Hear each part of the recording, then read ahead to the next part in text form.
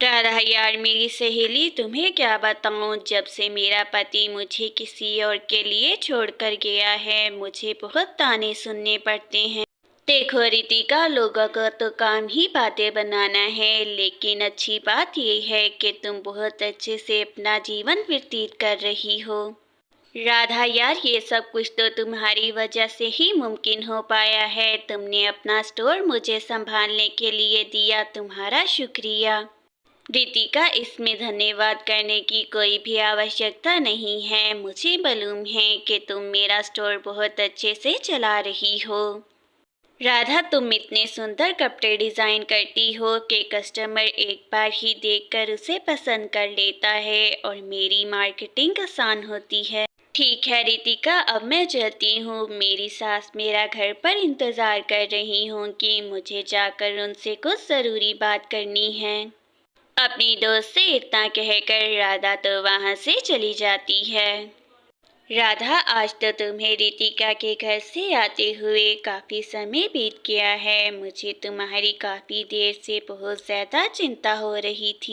माँ, आप तो जानती हैं कि मुझे रितिका को कुछ ज्यादा समय देना पड़ता है, क्योंकि वो अपने पति की वजह से काफी दुखी रहती है।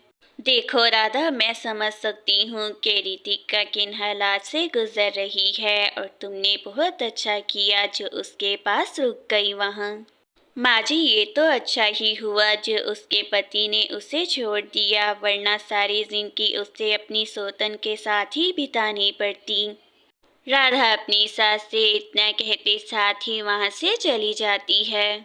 माँ, मुझे घर से फोन आया था। माँ की तबीयत बहुत ज़्यादा खराब है। अगर आप इजाज़त दें तो मैं आज घर जाना चाहती हूँ।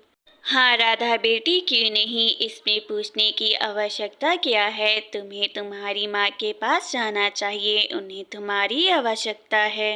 माँ, अब मैं चलती हूँ। जैसे ही माँ की तबीयत में कुछ बेहतरी होगी मैं वैसे ही घर वापस आ जाऊंगी, आप चिंता मत करिएगा। राधा बेटिया, बस अपना ध्यान रखना। तुम तो जानती हो कि जब तुम घर नहीं होती तो मेरा तो घर में दिल बिल्कुल भी नहीं लगता है।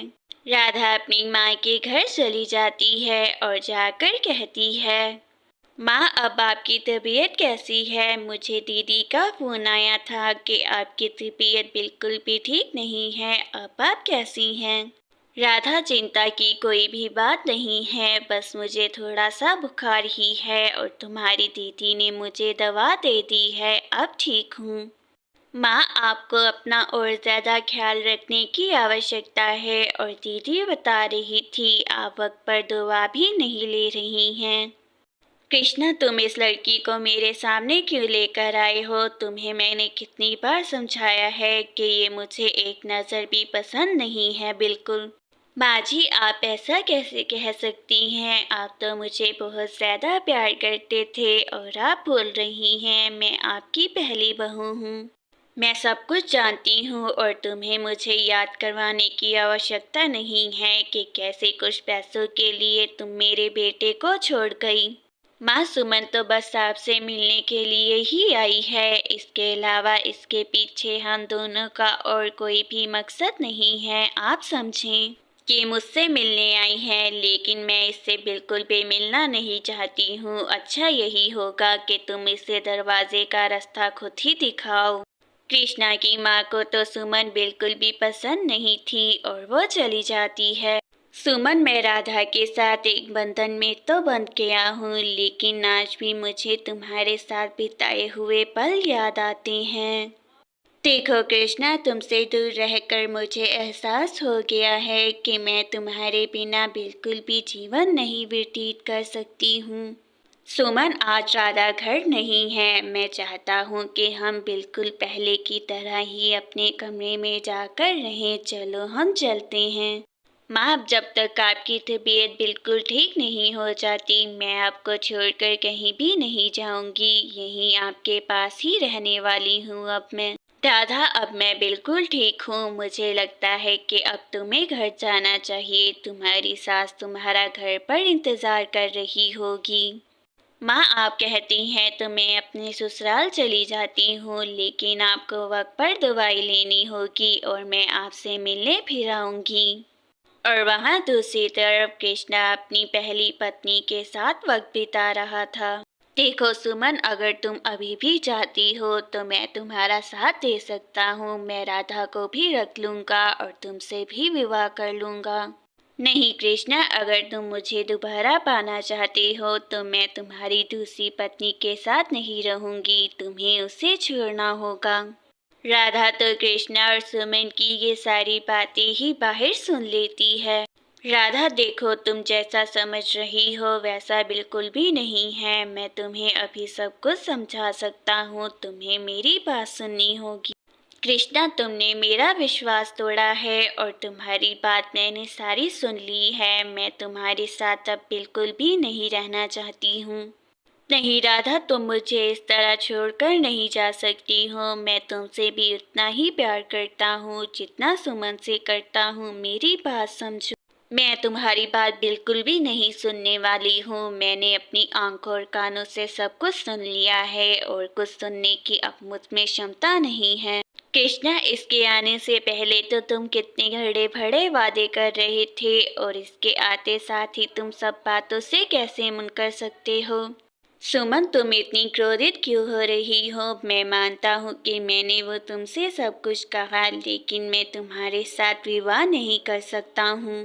कृष्णा, तुम जैसा घटिया इंसान मैंने आज तक नहीं देखा, जो अपनी पत्नी के साथ साथ एक लड़की को इस तरह ही लटका कर रखना चाहता है।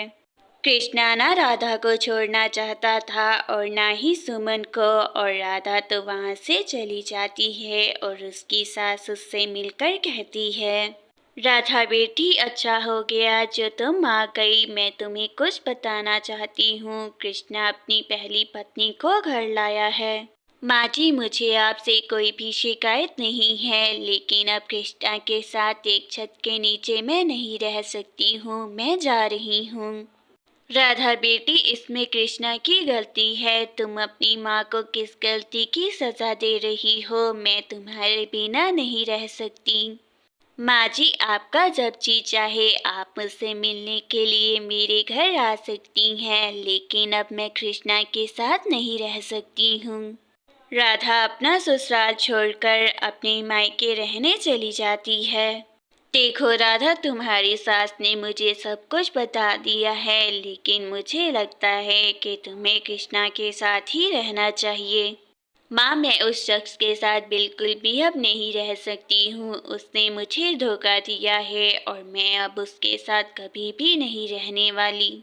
देखो राधा बेटी, तुम्हें ये सब कुछ भूल जाना चाहिए। आखिर तुम एक स्त्री हो और एक स्त्री ही अपने घर को चलाती है। माँ, हर बार रिश्ते में एक औरत को ही क्यों झुकना पड़ता है। हर बार हम ही कॉम्प्रोमाइज़ क्यों करते हैं। हमें ये सब कुछ नहीं करना चाहिए। राधा बहुत सुंदर सुंदर कपड़े डिज़ाइन करती है और ऐसे ही कुछ समय में राधा के डिज़ाइन बहुत ज़्यादा पॉपुलर हो जाते हैं। राधा, जिसे देखो बस हमारी ही स्टोर की बात कर रहा है। तुम्हारे डिज़ाइन तो बहुत ज़्यादा खूबसूरत बने हैं, उसका कोई जवाब ही नहीं। रितिका, बहुत सी कंपनी हमारे स्टोर के साथ कोलैबोरेशन करना चाहती है। ये बहुत अच्छा मौका है हमारे ब्रांड को दिखाने का। हाँ राधा, ये तो तुम बिल्कुल ठीक कह रही हो। अगर हम कंपनी के साथ काम करेंगे तो हमारा ब्रांड और भी निखर कर सामने आएगा। कुछ समय बाद राधा की सास उससे मिलने के लिए आती है। राधा बेटी, मैं बहुत ज़्यादा खुश हूँ। तुम्हारा ब्रांड अब हर जगह नज़र आ रहा है और बहुत लोग तुम्हारा ब्रांड ही यूज़ करना चाहते हैं। माँ जी, कृष्णा के धोखे के बाद ही मैं अपने बिजनेस को इतना समय दे पाई हूँ और अब मेरा बिजनेस इतनी ऊंचाइयों पर पहुँच चुका है कि कोई उसका हाथ नहीं पकड़ सकता। बेटा, मैं तो तुम्हारी कामयाबी से बहुत ज़्यादा खुश हूँ। मेरी यही प्रार्थना है ईश्वर से कि वो तुम्हें इस तरह ही आगे बढ़ने दें। कुछ ही समय बाद राधा डिवोर्स के पेपर भी भेज देती है। देखो कृष्णा, तुमने राधा के साथ जो भी किया वो बहुत गलत था और वो तुम्हारे साथ नहीं रहना चाहती। ये डिवोर्स के पेपर हैं तुम्हारे। माँ, मुझे अपनी गलती का आभास हो गया है, लेकिन लगता है कि अपनी गलती समझने में मुझे काफ़ी समय ऐसे ही बीत गया। अगर राधा ने तुम्हारे साथ ये सब कुछ किया होता तो तुम इससे ज़्यादा उसे ज़लील करते और मुआशरे में उसको जीने नहीं देते तुम।